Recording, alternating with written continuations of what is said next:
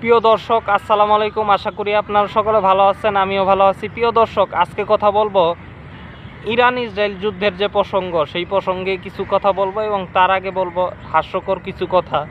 যে একটা কথা বলে নেই, ইরানের আছে পরমাণু বিজ্ঞানী আর আমাদের আছে কলা বিজ্ঞানী। এটা কিন্তু আমি টাইটেলেও দিয়ে দিছি, দেখে নেবেন। তো এটা কেন দিলাম জানেন? কারণ এটা গুরুত্বপূর্ণ আলোচনা, এই জন্যই এটা দেওয়া।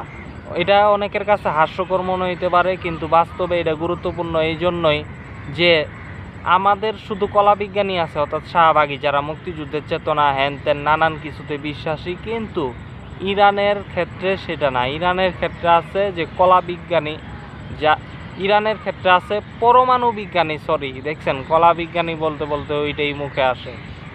পরমাণু বিজ্ঞানী, যারা কিনা পরমাণু অস্ত্র তৈরিতে যাদের সক্ষমতা আছে, জ্ঞান আছে, দক্ষতা আছে, শিক্ষা আছে।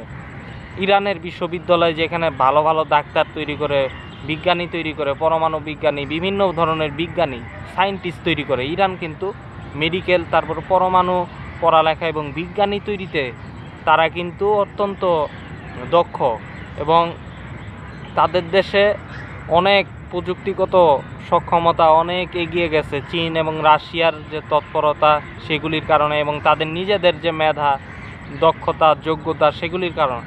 কিন্তু দেখেন, বাংলাদেশ খালি মিছিল মিটিং করো, র্যালি করো, করো, রাস্তায় নামো, খিচুড়ি খাও, ভাঙচুর করো, অমুক গ্রুপ তমুক গ্রুপ, সহসভাপতি, বিসিএস ক্যাডার, হ্যান ত্যান, এইগুলি। আর এগুলি তো আছেই, সরকারি চাকরির লাইন, বিশ্ববিদ্যালয়ে চান্স পাইলাম কিনা এটা নিয়েই তো কত মাথা ব্যথা।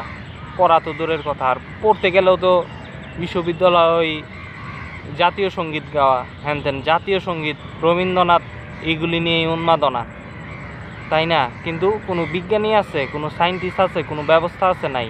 ইসরায়েলের আছে ইরানের আছে মিসাইল, ইরান মিসাইল মারতেছে ইসরায়েলে। আর আমাদের দেশে কি কাগজ কলমের ওই যে পয়লা বৈশাখ আইলে কি বানাও, মূর্তি বানাও, পেশার বানাও, এইগুলি। অর্থাৎ আমাদের কাগজের মিসাইল, আর ওদের হচ্ছে বাস্তবিক মিসাইল।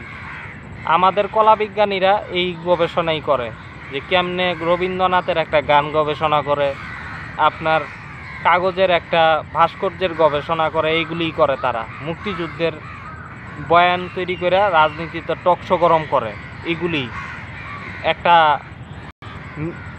মাইক হাতে পাইলেই মনে করেন এরা মঞ্চ গরম করে। মঞ্চ গরম করা হয়েছে আমাদের কাজ, কিন্তু ইরানিরা তা না। ইরানিরা মেধাবী, এবং তাদের যে মেধা, সেই মেধার কারণে আজকে ইরান এত শক্তিশালী, এবং পরমাণু বোমা তৈরি করার সক্ষমতা তাদের তৈরি হয়েছে এই কারণেই।